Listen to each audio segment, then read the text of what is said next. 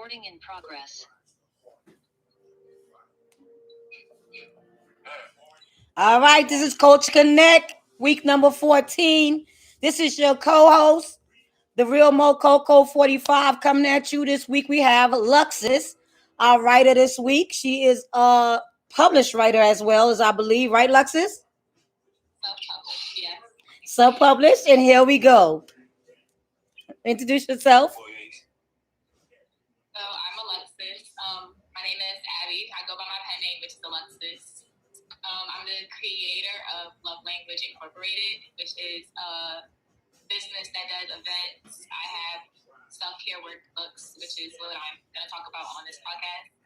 I created the first workbook last year, and I had the pre-launch last September. And then I dropped the ebook in January of this year. Okay. So I definitely... Can I go to my co-host? Can you introduce yourselves? Let's go back and introduce. Oh, sorry. They know it's by now. Your boy Ace right here. This your girl Dora. All right, now we about to go on. Dora is about to end the Dora border this week. Luxus, so we're gonna let Dora do the introduction and a couple interview questions, and the rest of us, we have some. We will come in and join her, but this is on you, Dora Explorer. It's on you, baby. Let's go. Yeah, I was ready with the questions. You saw me. I was in attendance of your book release, which was awesome. Okay. I do have some questions because I did my research. All right, so the first series of your self-care books, right? That's what you want to label them as? Okay, self-care books is called The Acknowledgement, correct? So the first book is called The Acknowledgement, yeah. Why did you name it The Acknowledgement? So the first book was named The Acknowledgement because when I first wrote the book, so I started writing the book last March when the pandemic hit. I live at home with my mom. She's Caribbean. I'm 23, about to be 24, and Caribbean people kind of have like this thing where they put a lot of anxiety on you. So like it's more of like a rush. You keep going with things. I think the pandemic gave me a second to sit down and kind of unpack for once. Not a drinker. I'm more of a smoker. Caribbeans are drinkers. My mom didn't really understand. So what I would do is I would smoke on the roof while like journaling and like reading and stuff. And I would like read. I'm a writer, so I like analyze things. And I feel like the first period of when I first realized that I no longer wanted to be like my old self was the acknowledgement kind of period. Like I was tired. You know me before and after the pandemic, Dora. I literally took the time. I stopped talking to everybody. I cut everybody off. I just wanted to focus on myself. And I feel like I didn't notice things that were wrong until I sat down and did that. And it was more of an acknowledgement for me. And I feel like that would be what everybody else has to do. I think the joke of like AA is, what is it? You have to acknowledge you have a problem first for you to solve it. Recognize. And get a joke out of it, that it's not really a joke. You have to literally be like, yo, I'm in a fucked up state. Like, I gotta sit here and unpack it. Or like, yo, what that person did really fucked me up. And I feel like the type of person I am, and a lot of females, especially African American wise, we're taught to like take hits and keep going, and then like take hits and keep going, and then take hits and keep going. And then you never notice how numb you are until there's nothing for you to do. Like, you literally have to sit there. I know my mother, she's 56. Dora, you met my mom. Yeah. She worked at the Marriott. She's a chef at the Marriott for 27 years. The pandemic hit and she got left off, and my mother does not know what to do with herself. There's no financial problems, praise to God, but like, she doesn't know what to do with herself. So now I'm literally watching her realize, okay, I wasted all these years like going and not unpacking my shit. So I had to sit back and I thought about it. How do I break up the book so that people understand it? So it doesn't sound like Abby's thinking and then throwing stuff at people. So I'm like, if I break it down the way I learned it, I had to acknowledge my stuff first, and that led to the acknowledgement. Basically, creating awareness of self. I did get one of the, I guess it's a quote from your book, acknowledge your trauma, understand your trauma, find peace with your trauma. How do you incorporate that into everyday life?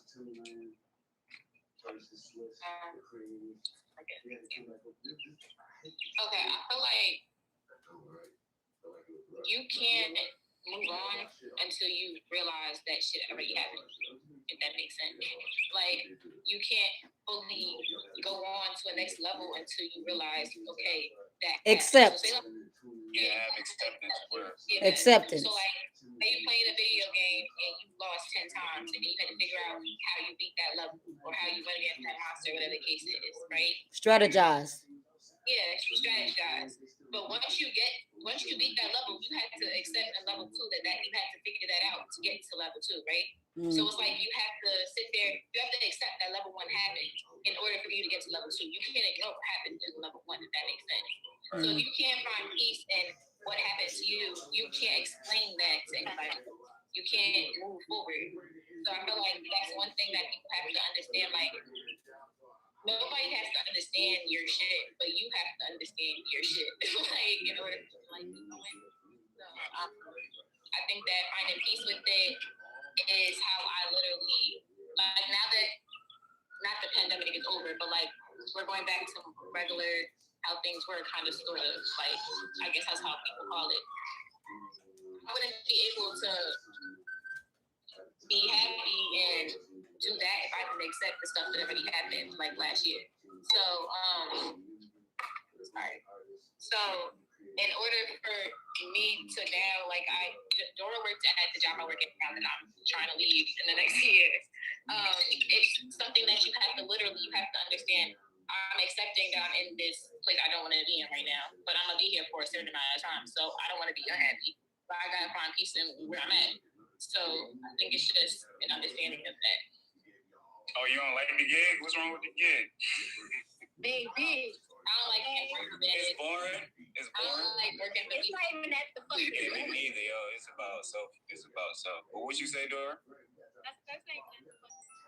It's crazy. It's micromanaged. I can't. Too much commotion. Yeah, I feel you. Yeah. You know, when you're just a free creative, it's hard to be in a place that tries to, damper that. Yeah. So more questions. So I do know that your page, and you said your company, that's in your publishing company, where you self-published your first self-care book. It's called Love Language. All right, so just based off of my knowledge, just going over your page, you definitely brought up the 5 love languages, right? Which is words of affirmation, quality time, acts of service, physical touch, and meaningful gifts, right? So with love language, why did you name your company that one? It's a couple, it's a multi-layered question. Why did you name your company Love Language? And how are you incorporating your love language into the self-care books that you're actually putting out? Because with my knowledge, there's more than one that's actually out. No, it's not out, but there's more than one in existence. You over here dropping gems. That's what you dropping. You did research. Yeah, no, Dora just knows because Dora knows. That's all. You got the scoop? Yeah, Dora has the scoop. Where? Love language. Okay, you said it's a multi-layered question. I feel like I'm a multi-layered. Okay, it's a multi-layered business. I'm a multi-layered business. For me, I feel like I've never been in one thing and to like the only. So the reason I called the book Love Language was, I'm so sorry. Hold on. Just pause it. I could cut that out. Just pause it. Just read the full question you do that. Mona, that's the dogs? Yeah. I thought that was over, dog. Sorry. Yeah, you leave the shit in. Shit. Yeah, fuck it. I did. All right, so go ahead. I'm sorry. No, you're fine. The company is named Love Language because I feel like the purpose of my company is for someone to learn their love language in order to teach their love language. So the purpose of my company is to promote healthy love, and whether that's with self or that's with another person. So it's called Love Language because even with the events and different things I want to do, I feel like it pertains to different.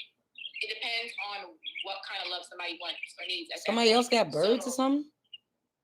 Yeah, those some nice dogs too, Mona. Somebody else got birds or something? Yeah, I hear the birds. That shit sound dope though in the back. So y'all both got birds. Animal Kingdom, man. Yeah, because mine's is quiet right now. That's why I'm like, who birds are those? She's like, it ain't my birds. Yeah, mine's is quiet. No, but I hear it, shit. Okay. I'm really digging the concept. So I'm gonna get a little bit more personal into you. What is your love language? Like, what do you take? Like, what are you looking for when someone wants to display their love languages to you? Okay, I'm still learning my love language, actually. But I have learned some. So I know that it's meaningful gifts. So not even like expensive. I just like when somebody shows me that they're listening. So gifts that show that you're paying attention to detail, if that makes sense, like the detail of it. Shit. I just recently learned that I like words of affirmation. Okay. Yeah, progressing, you know. And get into detail about that. Oh, sorry. Go ahead. No, I'm sorry. Get into detail about that. What you just said. What about what? Just have to say the same shit. Yeah, because I don't really know about that. Like, okay. Do you want me to explain all 5 or just that one? You can if you want for the viewers. Which one did I do? I did meaningful gifts already. So words of affirmation is just speaking affirmation into the relationship. So like, say like you're texting your significant other and you're just like reassuring, like, hey, this is what we're doing, or this is where we're at, or this is where I'm going, this is what I want in a relationship. Like explaining that. It can also be them complimenting. It could be complimenting each other. It could be speaking life into each other's like business, having conversations about stuff like that. Physical touch, I mean that one's self-explanatory. Or cuddling, whatever. Quality time. Dates. People think quality time is being in the room together. Sometimes that works for people, sometimes it does not. You have to learn that, which is why I said people who learn themselves. Because they'll say that quality time is them and they're fine with chilling, and some people learn that they don't like chilling. They'll just chill because they know the other person is fine. Which leads to acts of service. Acts of service could be on Sundays you fill up her gas tank, and on Mondays she meal plans your food for the week. Like it's supposed to be things that's supposed to make their life easier. So the goal of you being in a relationship is you're a team. So if you're a team, she's supposed to take something off your back, and you're supposed to be able to take something off her back. But you have to be able to explain what you need help with. Okay. All right.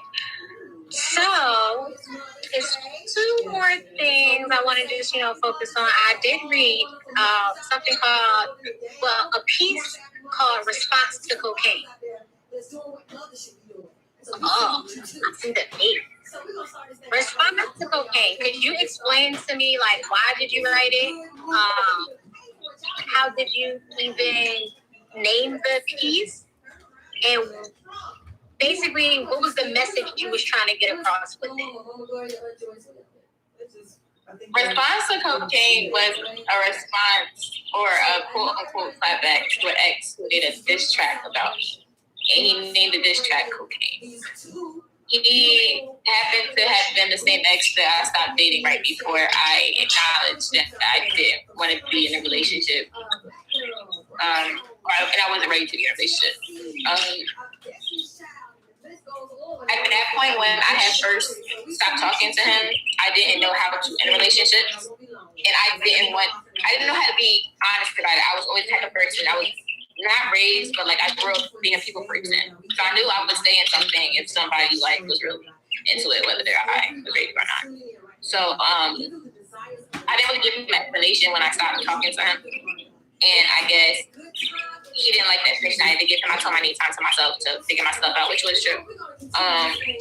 So he made a diss track, and then at the end of the summer, I think I happened to have responded to it. It wasn't to like clap back. It was more to explain to him I really didn't know why I couldn't like be in a relationship with him. Like I was literally explaining it to him. So that's where that came from.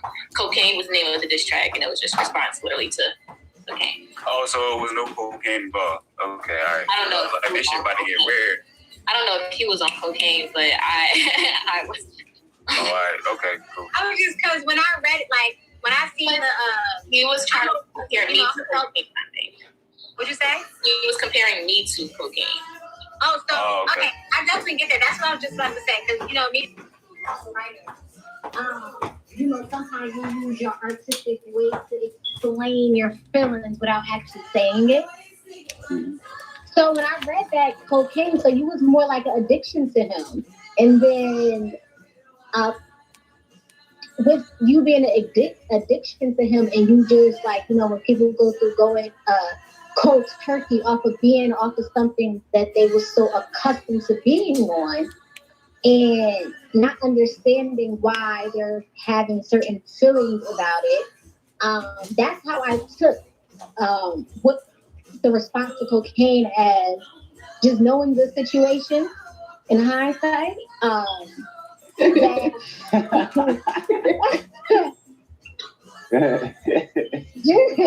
Just knowing like what advice would you give to someone, whether male or female, when they feel as though the relationship that they're in is an addictive relationship and they don't know how to break loose from it? So when I've actually counseled couples like that before, but I personally feel like you have to understand and figure out how you feel about relationships. The type of person I am, I never do things like on the spot. I like to think about things first, which is why I couldn't really give him an answer on the spot about what was happening. I had to like literally think about it. So I feel like my advice would be to figure out if you're actually happy or if you're just happy they're happy, if that makes sense. We waste a lot of time trying to make other people happy and realize we're wasting their time and our time, because literally, I think one of the number one problems that I see in relationships are people are selfish, or people want to possess people, and you can't really possess people. People weren't born, didn't pop out the coochie to be owned by other controlled people, like for as long as you want them for. Like people, if you're holding on to a relationship that you're not supposed to be in, you can't grow. And if they think that they're happy and they're not supposed to be with you, they're settling and you're sticking with them settling. So you're as toxic as they are. Like you have to figure out if you're happy or if you're happy, they're happy. And you can love someone all you want, but you loving somebody more than yourself is a question that you have to really think about. Like, is that really where I want to be stuck in? Do I want to be here next year? Like, I know if I would still be with the same person, I would be mad at myself. And I had to literally make an agreement with myself that I was my number one priority. So I think that's something that people have to figure out. And whether, if you're still choosing that person, regardless, I just don't think you need to be in a relationship. Okay. So I want to ask you one more question before you share your piece with us. She's going to give a reading from her book. So the last question I want to ask you before you get into your reading is, why did you name your writer name Alexis? Oh, that was an Instagram too. You really did your research. Girl, who am I? Okay. I know. So my pen name is Alexis. My real name is Abagail Alexis Alibray. My middle name was supposed to be Alexis, and the nurse decided she wanted to get creative and put a U instead of an E. And my mom didn't know this until she needed my birth certificate for school. And I just liked it because when I first started, like, this whole figuring myself out, me and my dad weren't close. So I didn't want a name that was connected to my dad. Me and my mother realized that we had such a real lot, like, she chose Abagail, didn't want it. I realized Alexis was the only thing that nobody had grabs on, if that makes sense. Like, nobody could say, I chose that. That makes sense. Like, it wasn't, like, if I was explaining it because I had, somebody asked me the same question on live. And I was saying Alibra is of my dad and Abigail is of my mom. Like, Alexis is literally, like, I feel like my mom put an expectation on that name that I don't want. And my dad put his name on something that he didn't earn at that point in time. So I didn't want to connect. Alexis is the only thing that was free for gas. And when I was in college, I literally use that name. People know me by Alexis. And people don't really know my name, Abby. Really don't know me personally. When I was throwing parties, I went by Alexis. I used to do showcases for, like, girl, ain't nothing wrong being a Black Abby. For Alexis. Ain't nothing wrong being a Black Abby, girl. You know how many Abagails wrote books? You know how many secretive Abagails wrote books? Girl. I was saying Black Abby. When I was in college, people knew me as Abby. But Alexis was just something that, like, it was different. I could just take it. I could use it. Okay, that's just there's like some people make their stage name and they think it's like a presence, but that Abagail girl, you know how many book artists or like people who did like what's like if you go in a news article and their storyline is Abby, like Dear Abby or something like that, you still secretive, girl. You still got that prestigious name right there, girl. You better hold on to that too. Girl, everybody still think you white. Be like, oh, I'm telling you all their business. He's telling you all their business. Like, look at it. Dear Abby. Girl. They be like telling you all their business. Like, girl, let me tell you a story. Get it down with your name before they see you, because I can't. They be like, oh, she's Black. You talk about before they even hit the door, bro. Dora, you Mexican. Don't even try it. Dora Mexican. Everybody know Dora Mexican, girl. I don't know who the hell told you Dora was Black, girl. Who the hell told you Dora was Black? Yeah. You walk in the door, they still confused. Like, oh shit, that's Dora. I don't identify as Black. I do not identify as Black. See, I'm Ramona, and everybody say, oh, Hispanic? You Hispanic? No, motherfucker, I'm Black. What the hell? But they hear Ramona, they be like, oh, Ramona. They don't know who I am until I walk in the room and I open my big ass mouth. They're like, oh, that's you. Okay. See, we got distinguished names. They mix us up. We got distinguished names. We got the names that walk in the room. We can still get in there, all right? Ace, I don't know. They think you a card. I don't know. Yeah, where they think you're a little trickster. And you from Jersey, and they about to go to a goddamn casino with your ass. Where they gonna throw my Since you want to ask how we got our names, girl. I'm so dead. No, but actually, I always been into writing and journalism myself, and I have a couple of things that I have started. I used to do poetry and stuff, and my kids into poetry. My oldest son did a book actually in high school as well, like you did, a poetry book with his school, and I used to do it back in school. And my teacher always asked me to get into journalism. My thing was just to write in and put in you know, the colons and everything where they go. So that's why I never really got into like publishing anything. I got like 3 books, but I'm like, I always stop because I'm like, I don't know how to get this stuff out and who to talk to. And do I need a ghostwriter, somebody to rewrite it for me because I don't know where everything goes. So I never put nothing out, but I've always been into writing and journalism and like going out. I can go on the street and do like stories and stuff like that. I've always been into that. So that's like, I love that. You know, that you're into that and that you're young and you're producing. And that's really nice to have that going on. I'm really proud to see our young Black women and men, you know, really getting out there doing their thing. So that's really nice. I know there's definitely, I can send you a website. There's a website you can pay somebody like $10 to edit your book for you. Oh, that's the only thing I need because I like 3 of them already that I had started, but My homegirl, she just got into it and she went online and she just started doing it and she got it done. Like she like we was in competition with each other. I'm like, I'm gonna do it. I can edit the book for you. You never told me that. Shut up. I got like 3. This is new 3. Yeah, I got like please, I got like poetry. I love doing stuff that I could just write about. I really need to get back into it because like with the COVID, I really got more into like watching TV and movies. And after having cell phones, I really got into that. I really haven't gotten into my writing, which used to be a very important part in my everyday, is me writing. And being a counselor, me telling other people, the first thing for you to do is get out your journal.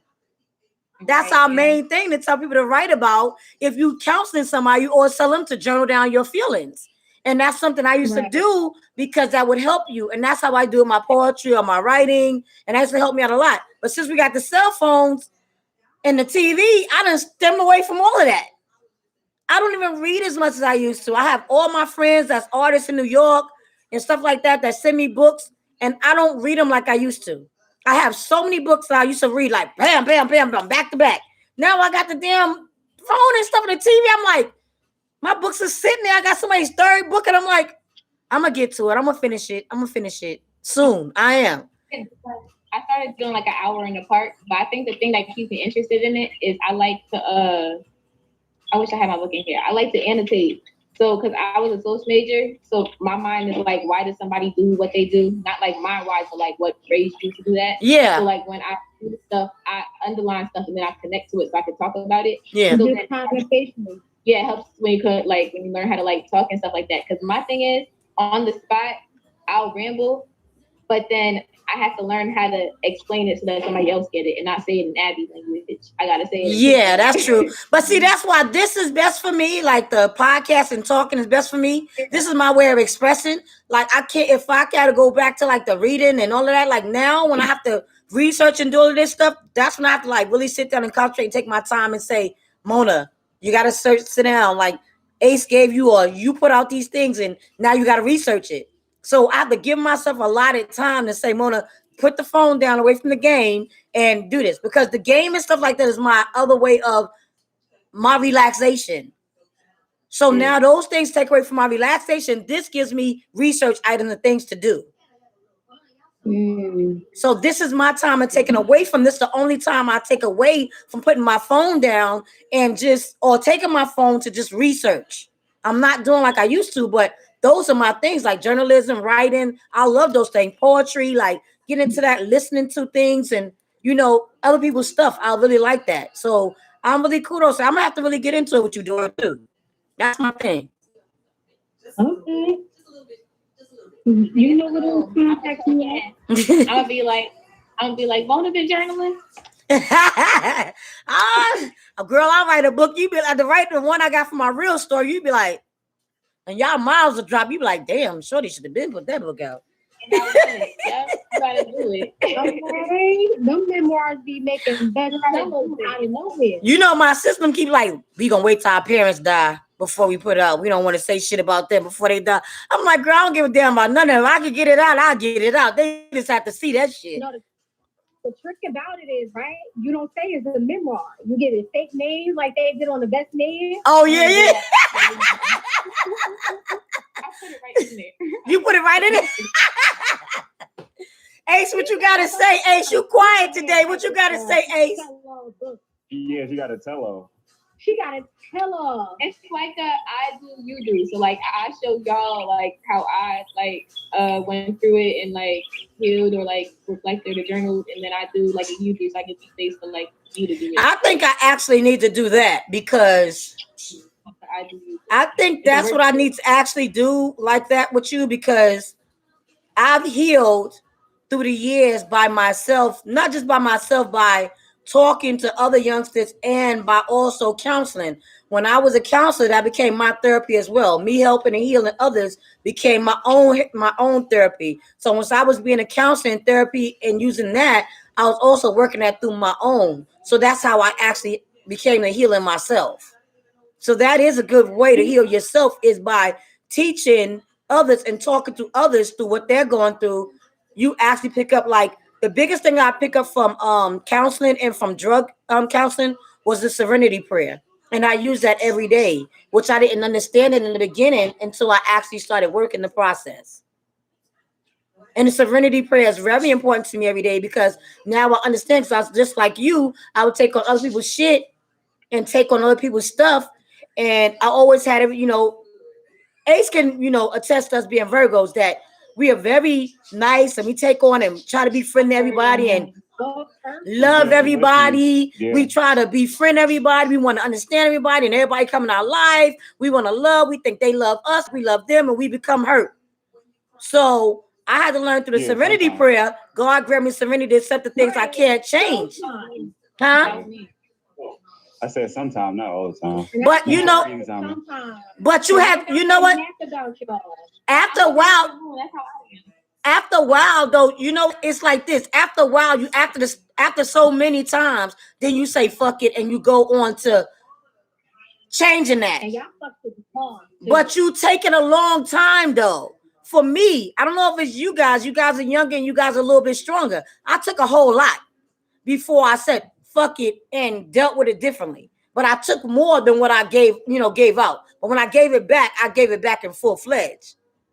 But I always befriended everybody and took everybody in. But the Serenity Prayer helped me say, God granted serenity to help me to change the things I can't change. I can't change people, places, and things. But the courage to change the things I can change me. And the wisdom to know the difference between your shit today and my shit. I know the difference now. Your shit is no longer my shit. That's what I learned from the Serenity Prayer. And I take that with me every day. Like was saying that it was so funny because it just brings up a moment when someone sent me a video of a pastor doing a skit with someone. It's supposed to be like a funny skit, but like a message behind it with doing a Serenity Prayer and breaking down how people use the Serenity Prayer but don't really understand the basis behind it. Yes. So what you just saying that is just like being that, like I said, I'm a fellow writer as well. Sometimes people can't verbalize their feelings or expressions, and it's easier to write it out. Or sometimes people can't find the words to write it, but could speak all day. But at the end of the day, it's a language that we need to communicate with one another or to, just become a better people. And with that being said, I do want to get to you still reading your piece and giving us your contact information as well. So where we can find your self-care books, not self-help, but self-care. Okay, get it right. All right. And for us to walk, for you to walk us through like one page of what one of your self-care books look like. I can share my screen on here, right? No, keep sharing. Yeah, you share it. You want me to go to your Instagram thing? I don't have the there. He has it. I can probably screenshot it. No, he has it for you. It's right there. The book pages are on my Instagram page. Oh, okay. Try to share it from it. Does it give you that option? I think only the host can share. Yeah, it lets me. It does? All right. Try it. Okay, do you want me to read first? Yeah, go ahead, read. Yeah.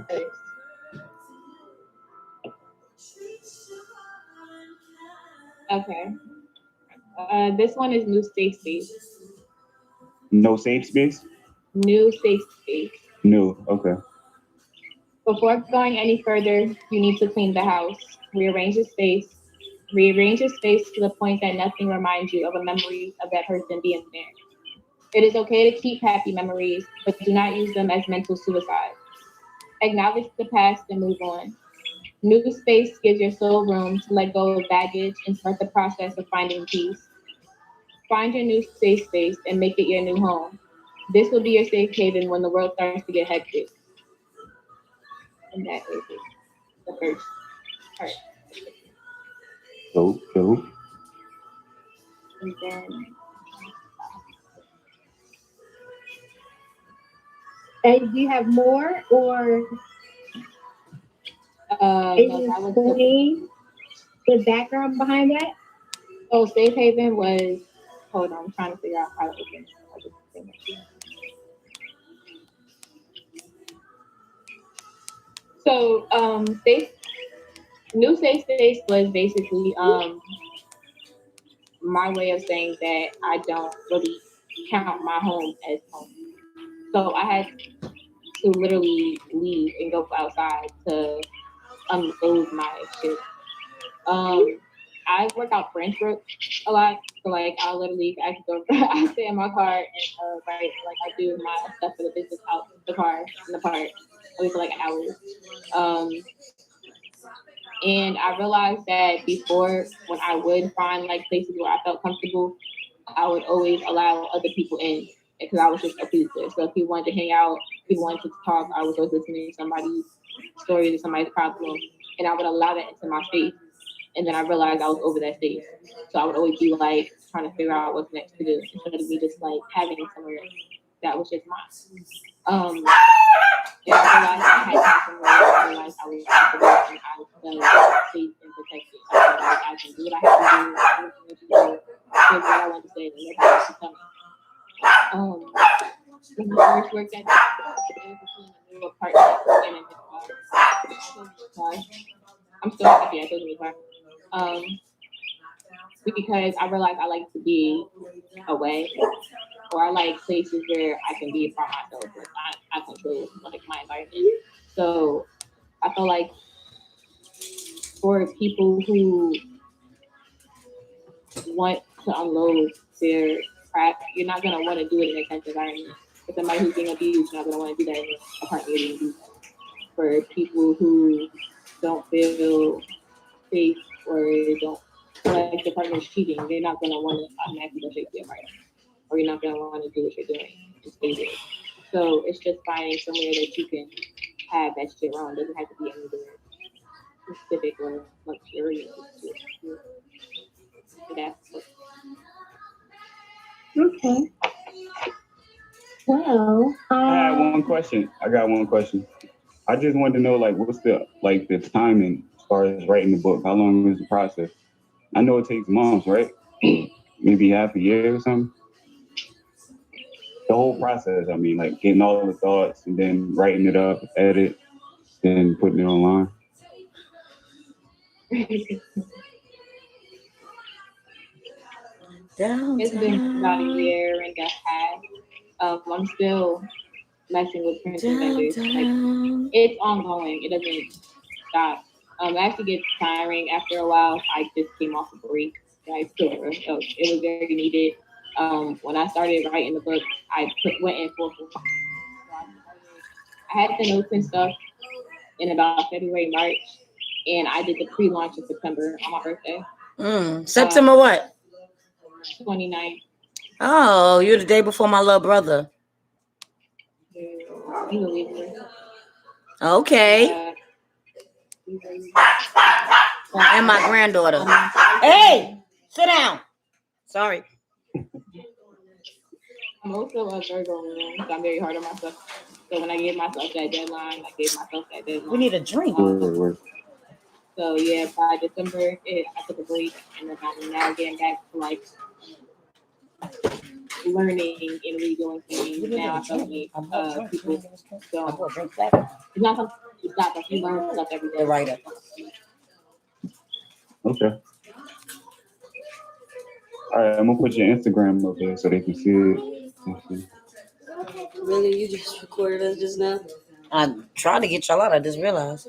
Okay, so while he's putting your Instagram up there, what is your advice to new writers trying to get into the industry, or I told you we wash it. seasoned writers who's trying to brand themselves? Wash your what? You gonna eat and then we wash it up? My advice would be. Welcome to mute yourself real quick. Okay, my advice would be not to take I'm sorry. critique to heart. I think one thing about writers in general is we have to figure out our purpose first. before we put our stuff out. We rush to put stuff out, and when we get critiques about it and we don't know our purpose writing it, we tend to like feel like we did something wrong. And we have to like redo everything. When I first dropped it, I had got a critique that messed me up as an author and like a business owner. It threw me off a lot. And I had to realize that since I have 3 books, so it's the acknowledgement, the understanding, and the living. So the acknowledgement is the first book for you to understand your stuff and unpack it. The understanding is for you to understand why it happened, what's happening, and what you want to happen. And then the living is for you to learn the love language and then be able to explain it in the business, right? I had put the acknowledgement out and somebody read it, and her response threw me off. And she was like, "Yeah, she was like, I feel like this is where I'm at, whatever the case is." Her critique was for the wrong book, and I realized that she should have. That's not where she was at. She wasn't at the acknowledgement. She was at the understanding.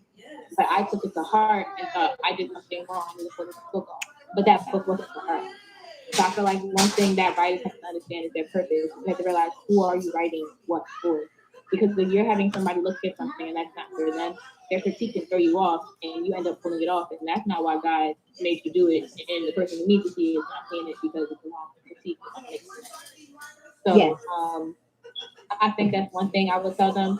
And another thing I would say is research. A whole lot of research. I learned that being me, I don't like asking for help.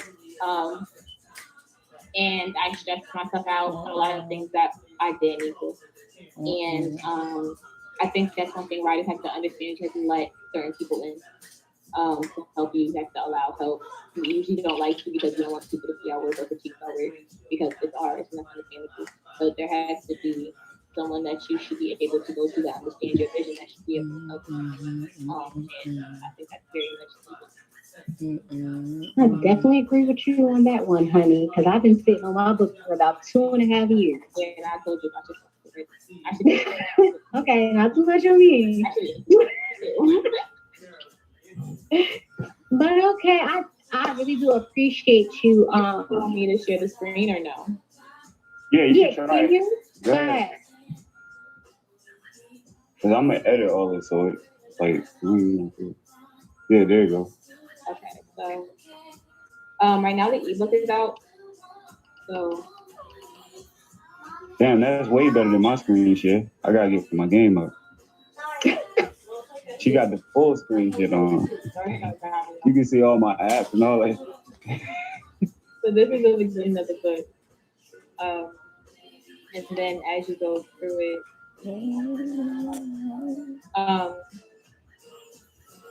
show you what I do, you do. So I explain like what happens, like how you do it. So you have the affirmation, and then you'll have space. You'll have space for your own affirmations on the side, and then as you go through, you literally unpack your. Sure. It's really like a workbook. It'll give you the instructions. It has keywords in there. The Safe Haven memoir was the first one in this there. One's on mute. Just because I feel like that's a requirement for when you have this book. I feel like when this one is. The person, I don't want you to spend money to spend money. I want you to actually get the full experience. I don't want you to. They can't see you. Or in a space that you're not going to really do the actual reviewing. So I made that a requirement. In the beginning of my room? Your room? Okay. You trying to make people work to get healing. All right, I feel that. Healing is not easy at the fuck all.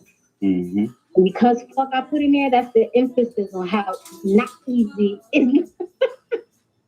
But with you showing us your workbook and unpacking, some backgrounds to why you wrote the book and the impact that you want the book to have. Just give us some information and basically of how we can get the book and how would you expect someone to use it once they get it? Okay, so right now I have the ebook available just because I'm ongoing with the printer. The printed versions will be available very soon. So for the people who were buying the ebooks, what I had them doing is when they bought it, I mailed them a personal journal that I had ordered so that I just like journaling and I like some other people journal. So you get the book looks how it looks on there. It looks like an actual like book, and then you can write in there what's the password for Tricity for you, what's in there is for you. When you're seeing it, I can't see it. And then your notebook, and you get a pen, and that's for you to write in go along with it. And then the website, it's on there specifically, and there's a code on top still. Just because the printed versions aren't out yet, I didn't want to take the code down for that. So there's a percentage off as of now. I think for another month. But yeah, the ebook is out. The journals will be out soon. And then, so we could go on your Instagram page to get to your ebook, right? yeah, everything's in the bio. Okay, everything's in the bio. You heard that, everybody? Make sure you go to Love Language, go to her bio, go unpack to GPack. But I just really want to just say, like, I'm really proud of you, and it's just shining light on all writers who's trying to make it out here. And there's all different ways you can write. You don't always have to write mystery books or fiction or autobiographies or tell-all books. You can, and it's not so much about self-help either. You can write poetry books. You can write all different types of writing that's true to yourself, just like Mona. Never be scared to tell your story if that's your purpose in life. Never be scared to tell a story if that's your purpose in life. And being completely vulnerable and letting all of that out is like the best way to go.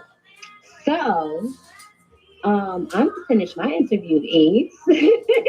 Yeah, it was nice meeting you, and just keep up the good work.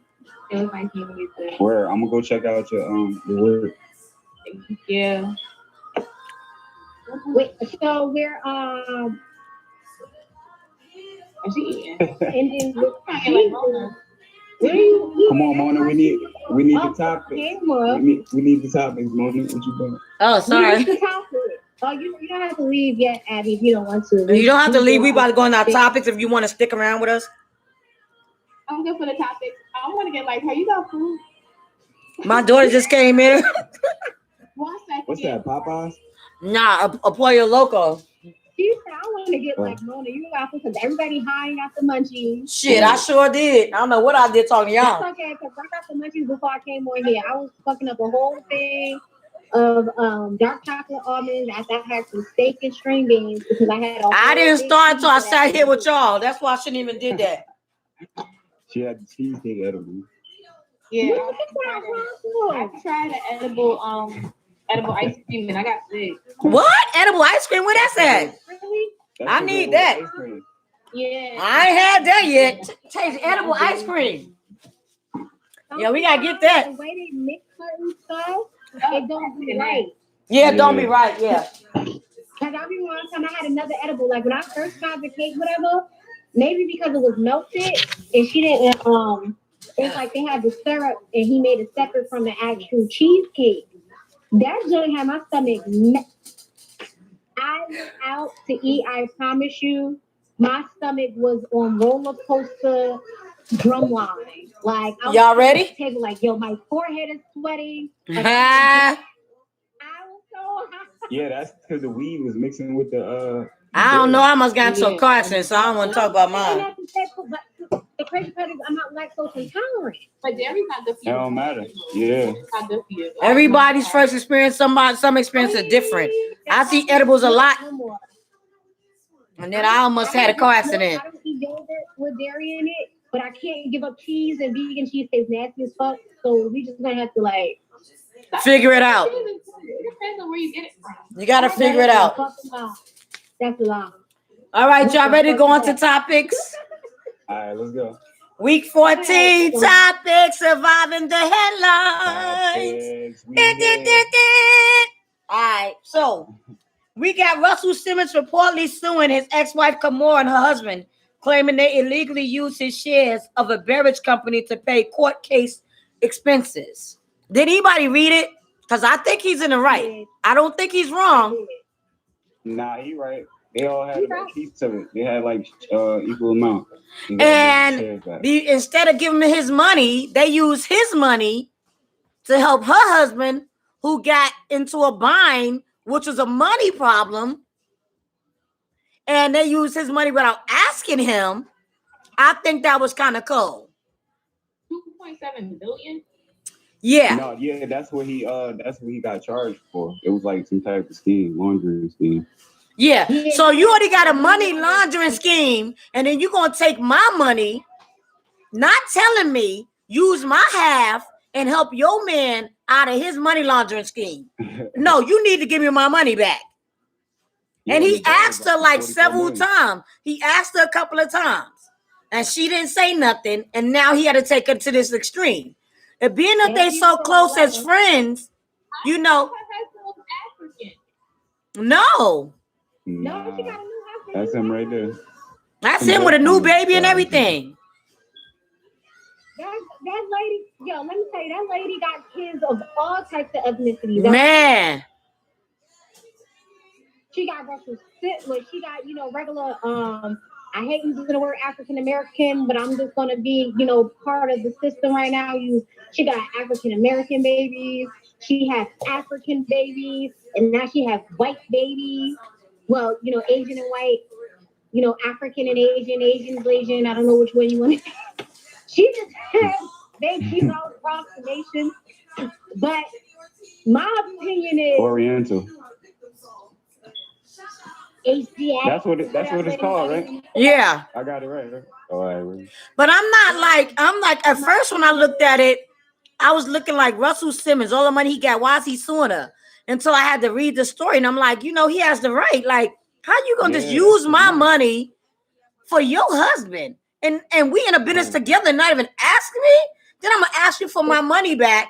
That's like asking just a nigga. See, I brought you into something, you acting just like a nigga. I brought you into business with me, and you gonna take it upon yourself to use my money to help your husband and not even think about giving me my money back. I gotta ask you for my money back. Now I gotta sue you like a nigga for my money back. That's a nigga moment. Hello. It definitely is a nigga moment. And I just feel like Russell Simmons, because he into his yes. Yeah. And when I read the letter that he wrote her, and he was like, yo, give me my 50% back so we can move on and still be a family. Yeah. And the whole thing is, I don't think it's the money that's the problem, it's the principle. It's like, when you think about it, it's not like they took his money to invest it into something else to make them more money. Your husband was doing some fugazi shit. Yes. And it's so crazy. I don't want to play the race card, but it's crazy how this white man is him. And you take my money. You took my money and put it into your bail bond so you won't be in jail for something that you actually did. Yeah. Yes. And that shit was $44 million. What the fuck? $44 million? So you basically was taking other people's money, and then you took my money, knowing damn well if you take other people's money, that means you can't pay me. Yes. Back. So you got into this business with me to actually use me.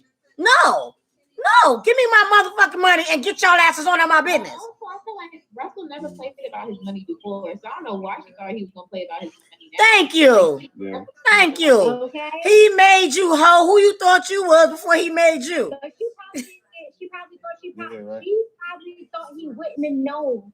Or they probably like, if you money laundering, you got the knack to hide that shit. Let me say something to you like this. Russell's in his own beef right now, right? That's supposed to be some sexual stuff. I don't know if it's true or not, right?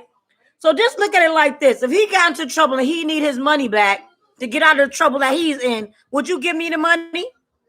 If I took your money to pay for my bills, would you be okay with that? Come on now. Shoes on the verse. Come on. That's not even fair. I don't think that's fair. I think he's right on suing her.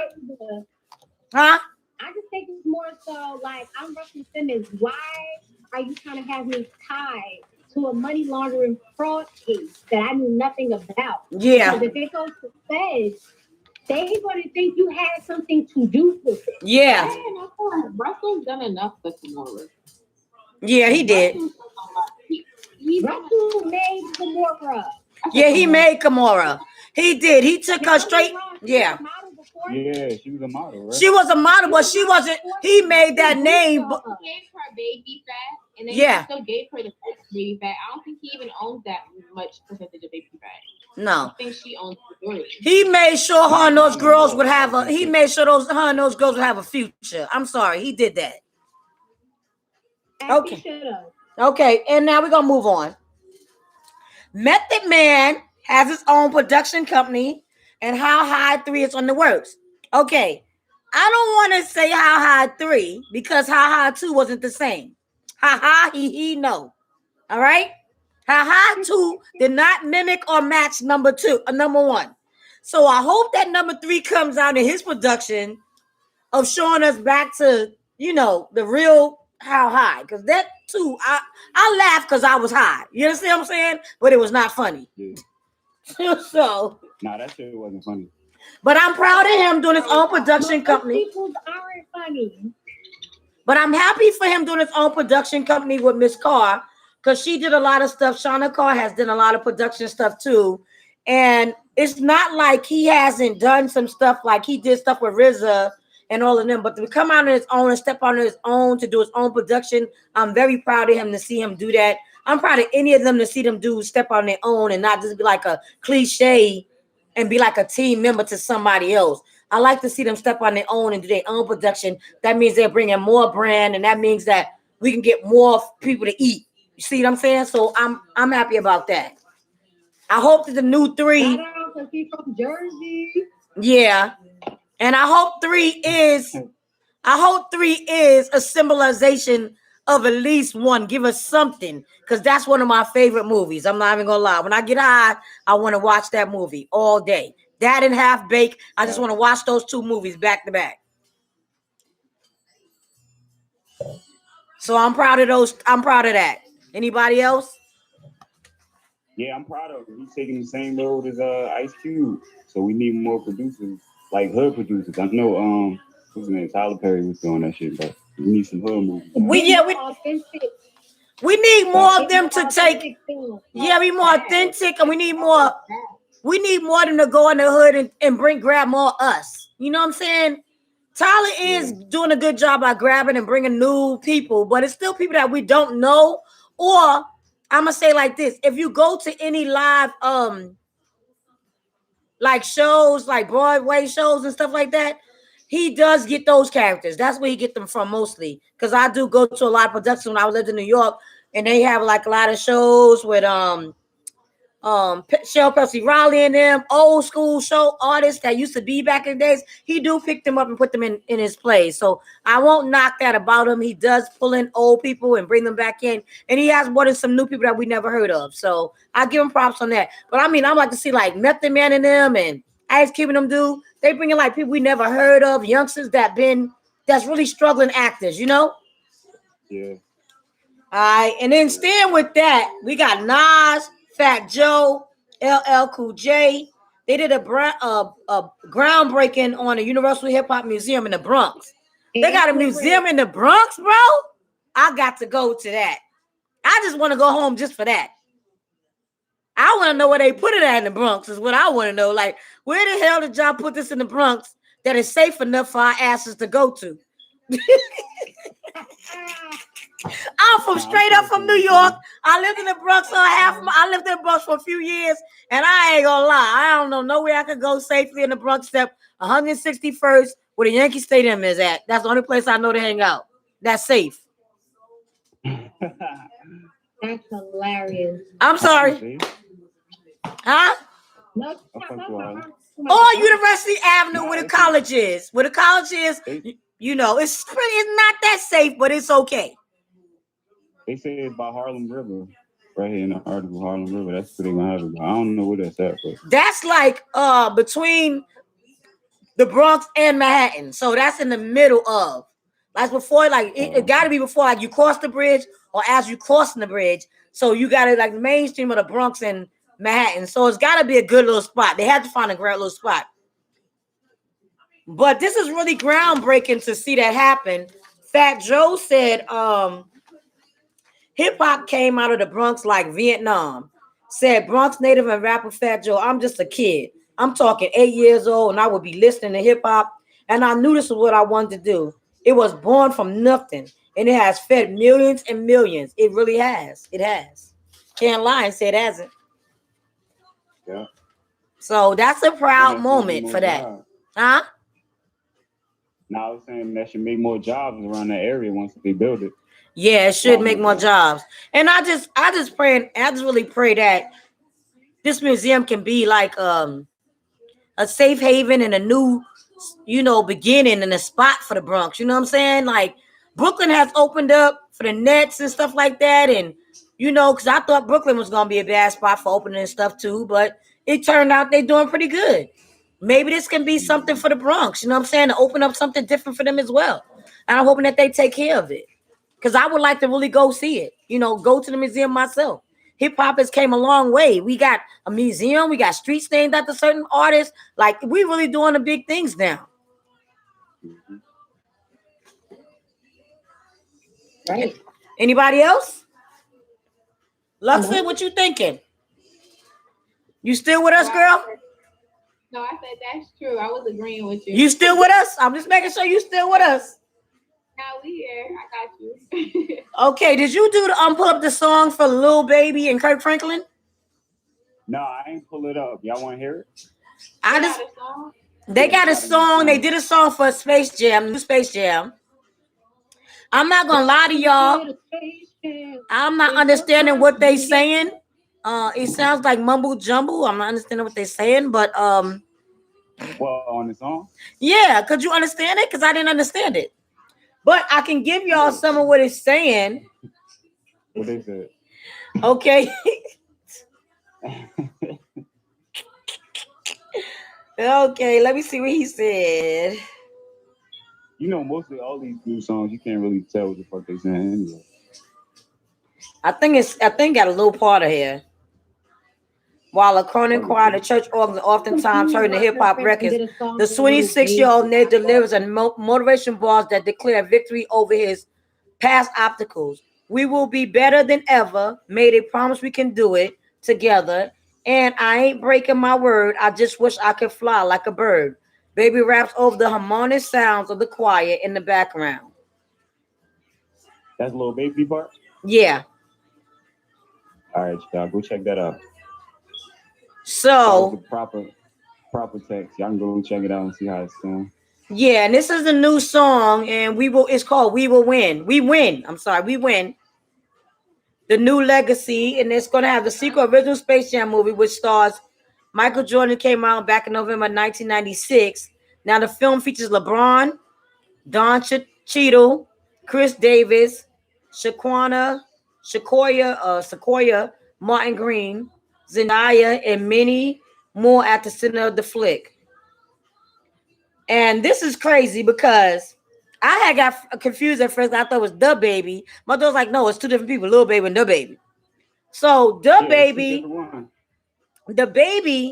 in order for him to do a verse in anybody's song, he asked for $300,000. To do a verse on anybody's track, he asked from $300,000 to $500K to do a song on his track on anybody's track. Now, Lil Baby or the baby? The baby. Oh shit! At the bottom of the, I can see him doing that though. And this one, Little Baby asked for $100,000 to $200,000 to be a part of anybody's track. So I'm like, I didn't really realize that people was asking that much to be added on somebody's track. Yeah, that's crazy. Like, you gonna make money anyway. So look how much money they make off the streams, though. But I'm just saying, like, what if the song makes more than that? That's what you asking for, so that's just it, right? So that money, that song, make anything else. That's don't get royalties. You don't get no royalties. Nah, if you sign, you don't get. If you sign and you say that's what you want, that's it, right? Yeah, they just give you your $1 million or your $2 million and all that. They get all the streaming money. They get all the. Oh, okay. The only thing the artists get is the show money. Okay.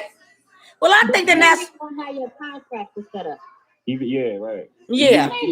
Sometimes go to the label. Huh? What'd you say? Where the lawyers at? Well, the lawyers is in there. That's who make the contract. You know what I'm saying? So right, that's how the contracts are. But I'm just trying to figure out, like, what if that song doesn't make that much money and you're asking for that amount of money? And say the track only makes 300,000. You get up for 300,000, you just busted, huh? Say that again. So say if that track makes 300,000, you have to get up for 300,000. You just busted, huh? Give who 300,000? The label?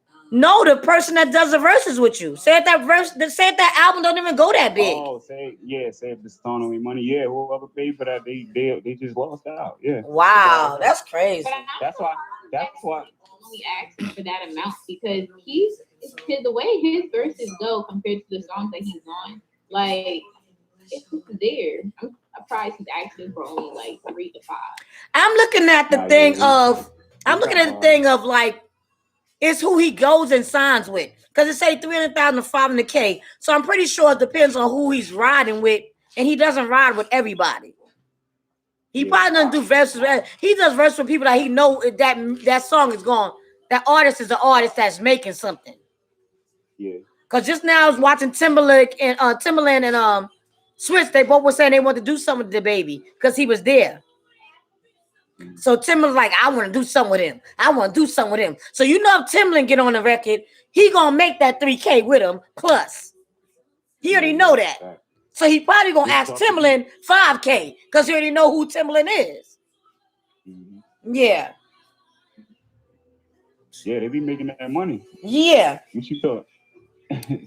All right, so now we're gonna move on. Now, did you pull up that video with Little Reese getting shot? Nah, I'm sure everybody's seen it by now. Have y'all seen it already? Because it was crazy. They had an actual video of him getting shot. They had the picture. The actor. That shit busted. Yeah, after he got busted. They got a little snippet. A little snippet. Somebody walking in while he's like on the ground with blood coming out his mouth and stuff. Out his eye. But like my daughter said, don't really look like he got shot. It looked like they all got beat the hell up. Nah, he got grazed in his eye. He definitely got shot. Yeah, I know he did get shot, but a lot of people say when you look at it, like the dude that was on the ground that they got, and then him, it's like they got their ass whooped. They don't like they got shot. But that's a lesson learned because, bruh, y'all can't be stealing people's cars. And like it still shows that he hanging with the wrong crowd. Even though you make money, you still hang with the wrong group of people. You can't still hang with the homies. You got to take them into your world. You can't still be in their world. You know what I'm saying? If you making it big, you got to step the game up with them big and teach them how to be bigger. You can't stay in the same realm and think you're going to grow from that. This is 2 strikes. This is second time being shot. First time was in his neck. This time is in his eye. Third time is strike out, player. Pay attention. Wake up. Focus. Refocus. Everybody's not your friend. They was in somebody's car. The lady said they stole her car. She had a track on her car. So she got her homies.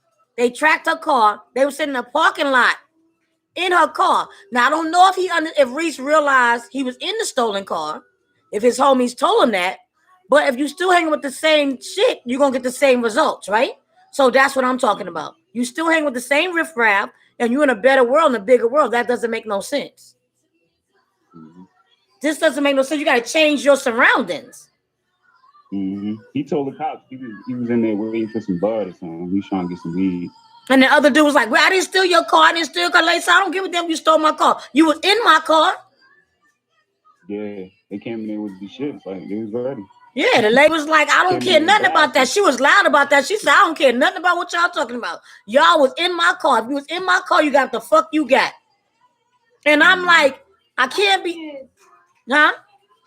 Why are you even in a car that with people that you know used to do that when you could afford to have your own car, right? Really? That's what I'm saying. Wait. Lil Reese, how do we know his financial situations? Because just because we know that he put out one hit song, that money. We all know that just learning from the TLC or the Josie or any of those old or any artist that you have a cap, like you get a certain amount, but then you have to pay back certain things. You He do. only had one full pop song out. Okay, Imagine my how thing much is, money, like last year or something, like 2 years ago. Imagine how much money he already probably went through. okay, But then he's an artist. I feel like if you already know that you're an artist, I'm pretty sure he's still working on music because he's still promoting that he works on music. You would know that it's certain things that you shouldn't just be a part of. So it's certain things I feel thank like you. have to take responsibility for. Thank Like you. it's a responsibility. I feel like everything's a choice. So my thing is, I'm not saying he has to have his own car, but I'm saying if you know that you are going to be in the spotlight, people in general get caught on camera all the time. He could have been doing anything, or they could have say it wasn't even a car. Say he didn't even get shot. Say like they ended up just doing something stupid. Like anybody has a camera. That's what I'm saying. I feel like it's not common sense, but it's a choice. Like you chose to do that. I also look at it as in like, what was that guy who just got locked up for a drug charge? What's that rapper? We spoke about him earlier in a previous. What's the rapper that just got locked up for a kingpin charge? Because he got caught with all of his.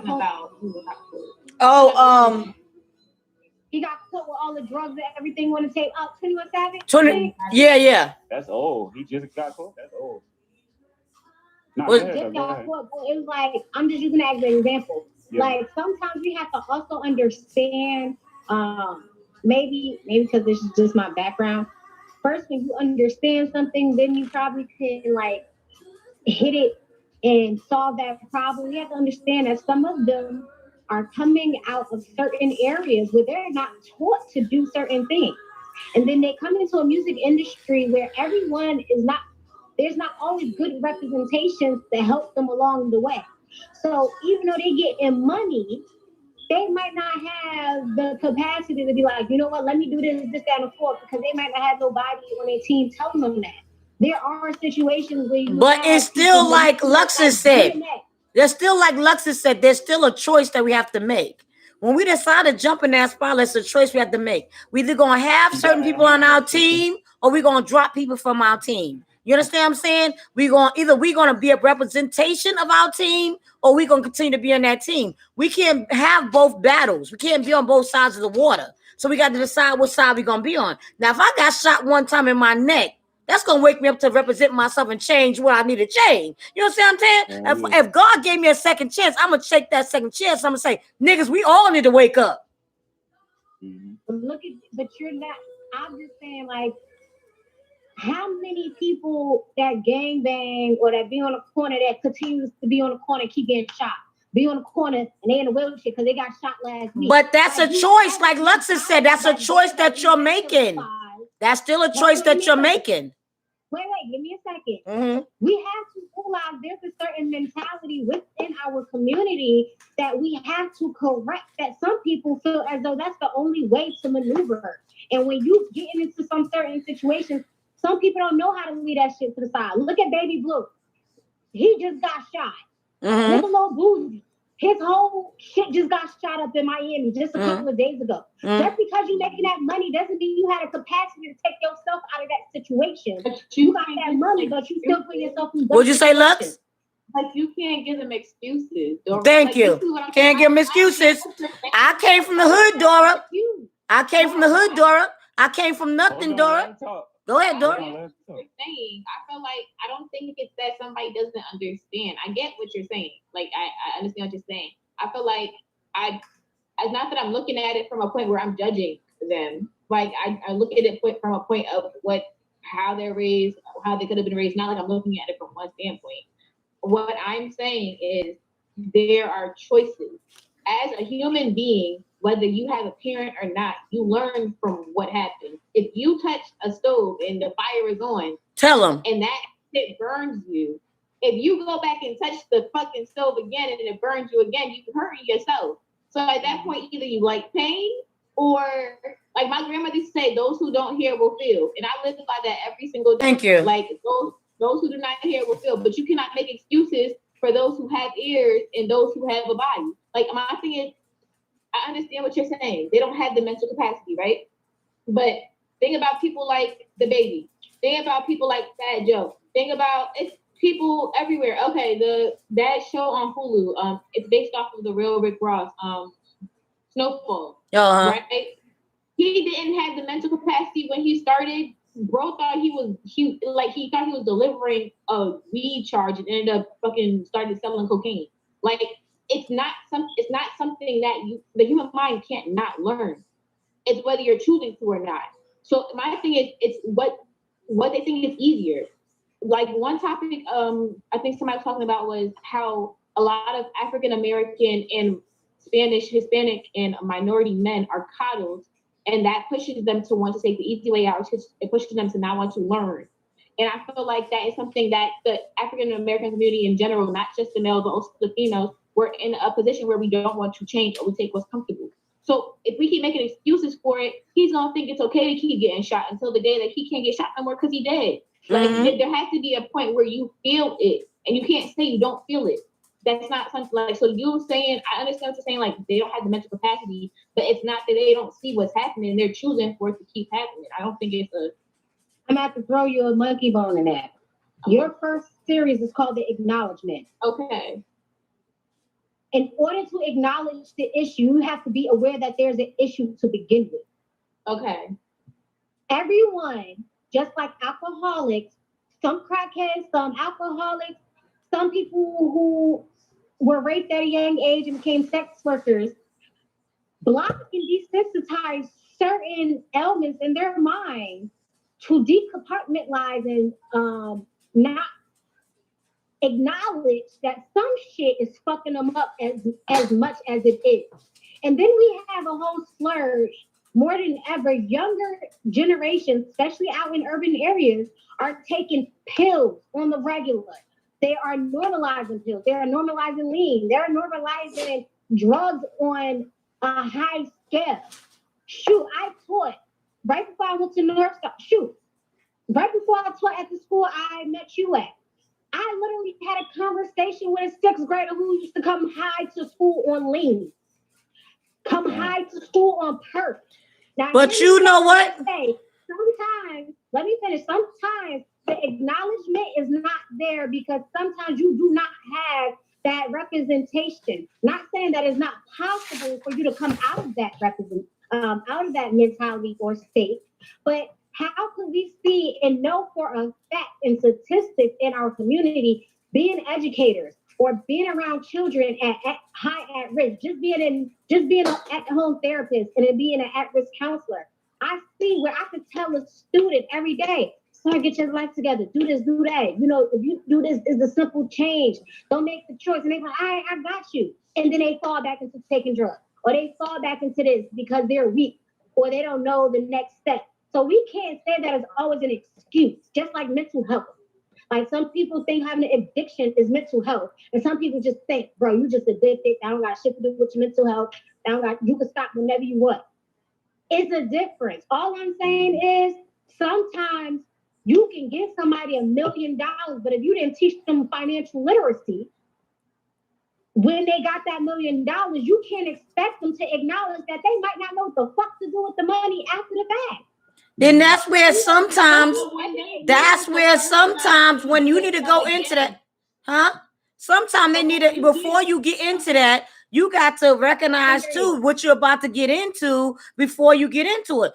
You can't just say, I want to do this and I'm going to do this and this was going to happen when I do it. I'm going to make this change. As soon as you get into it and you don't make that change, that means that you made that choice not to make a change, not to make a difference in your life. That's not a thing of, I didn't take the responsibility. I want to say, I think everybody on here has had some difficulty in their childhood or some difficulty of us all raising in our own backgrounds and our own culture. And I'm older than all of y'all. And I could probably share a whole bunch of stories. And I could also do this whole thing of teach the same thing you just said, Dora, about teaching kids and seeing kids at 4 and 5 come in my classroom that was doing stuff that you would imagine, you couldn't even imagine kids was doing in classroom at 4 and 5. You like, what the hell? You like, that's a learned behavior. In a way, you could say that's a learned behavior. In a way that you could say that's a choice. Because they seen it, that doesn't mean they have to do it. And when we teach them, we can say, don't do what I do, do what I do, and not, do what I say and not what I do. That's just telling somebody that represent that over and over again. So if I get in here and I get this $1 million and I already got this choice to stay, I'm gonna tell my homies, we still gonna be doing what we used to be doing. Then you don't need to be in that game. Because you're not gonna make a change. You're just gonna go in the same cycle that's been going on and on and on. People gotta know that's gonna manage you, that you're gonna be in that same food doing the same shit. That's going to bring bad repercussions to us and our company. So if it's those unclosed doors ones that just say, okay, let him in and let him get a couple of dollars and he going to make us a couple of dollars and they good with that. You got some people like that, it's grimy like that. Just want to take that on. But like I said, it's him as a human being getting shot one time. That's anybody. I don't care who you are. That's a wake-up call from everybody to say, I got a second chance. That's like going to jail. You get a second chance, you come home. You go right back doing the same behavior. That means you haven't learned from your behavior. You keep doing the same behavior. What is it going to take, like Lux said, for you to be put in the ground? Then you learn, or your friends learn from what happened to you? We got to stop making excuses and take responsibility. They got to take responsibility for their own actions, not us take responsibility for them. It's not our fault what they get into. Also, I feel like even with the acknowledging thing, I feel like in general, if you talk to a lot of people who have issues with drugs and alcohol, I have addicts and I have addicts in my family, but also even like students in general, like when I was doing counseling. If you talk to kids or even adults in general, it's not that they don't know. It's not that they don't know what the drug is doing. It's that they don't know why they're using it. That's the subconscious part. The person knows that the drug makes them feel good. The person knows that they want to no longer feel something. The person knows that they're taking the drug. They know it's a habit. But I feel like you can't say that the person doesn't know what the drug is doing. You can say what they don't know why, but you can't say they don't know what it's doing. The person is choosing the easier way out, if you get what I'm saying. Like the person is choosing to not feel it. The person is choosing to hang with those people because they're used to it. They're comfortable. I understand the mindset thing. People aren't taught to leave certain people. People think that friends are family when it comes to gangs and stuff like that. But I also feel like after a while, it's no way you don't see signs. Like I feel like it's no way you don't see somebody getting shot for doing something that somebody just told you to do that you didn't do because something happened. Like it's no way that when, like you said, you can give somebody $1 million and they not have the mind to use it and they end up blowing it. But if you give them another $1 million, I bet you they know that they fucked up the first time. They can't say they didn't. Like it's certain things that you have to acknowledge that you know.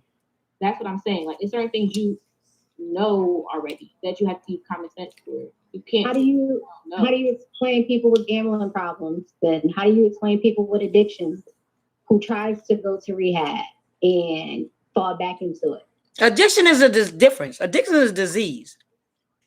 So it's something that's mind. So it's mind altering, right? Addicted to the game. It's not that they're not addicted to the game. That's a choice that we make still to continue to be in the game. If somebody gave us a choice to get out of the game, money, you know that you're losing money. You're accepting the fact that you know that you're losing money. Yeah. Whether you know that or not, and you're at a problem, a disease. I'm not saying that they're like it's not. I'm not saying it's not a disease, but I'm saying you know when you're losing money. That's something. That's a known fact. That's something that's called a known fact. You know that you're losing money. No one can say that you don't know that you keep losing money. When you end up being in something where you owe people money and they beat you up, you know you about to get beat up. That's right? You can't say nobody didn't know that you wasn't about to get beat up. When you get beat up and that shit hurt, you know that shit hurt. You know nobody can say that shit ain't hurt. That's what I'm saying. It's a known fact. I'm just saying that it's a choice that you're making to do that again and get hurt again. I'm saying that you felt that. It's a known fact. That's what I'm saying. All right. This was a good topic. We get to close this out with this. We're not going to go into the rest of our topics because this right here took some time. And I'm grateful for that topic because it's really important that, like I said, all of us came from different backgrounds. And I know for a fact that some people say things are hereditary and We go into hereditary things, and that's why we do things. Our behaviors, learn behaviors, and then some of us believe that, like Lux has said, they're choices, and I'm one of the people that believe that there's choices that we make. Um, and I'm a product of that. I believe that I'm a product of that. What I was born into, what happened to me throughout my life, I didn't choose that to let that to make me who I am. I chose to make a choice. I chose to get out of that. I chose to be better than that, and I'm here. So I'm grateful for that. And for those who still fall short into that category of not able to walk away from their bad choices and their decisions, and they call it whatever they call it, um, family history or whatever you want to call it, whatever choices you use to make it and decision that you use to make your still continue the behaviors that you do. I just say we continue prayers for you, and that you find a way around to make a better decision, a better choice. That's all I look at it as. And that's just the real Mo Coco right here, 45, signing out, saying peace and love to our Culture Connect family. Thanking her very much for Luxus coming on, experiencing, sharing her love and gratification, her acknowledgement with us. I want to say thank you again to all y'all for watching, and to the rest of my co-hosts, signing off. Word. Thanks for joining us. Your boy A signing out. See y'all next week. Dora? Dora, I don't. She lost us? Oh! I don't know what happened to everybody, but that's okay. We're signing out. I think that was a good topic. I'm going to be back in a little while because I need to go into topics. I missed topics last time. I'm about to go into topics again. So since I missed them, I'm about to go into them again. So check me out in a few minutes. I'm about to go live. Thank you.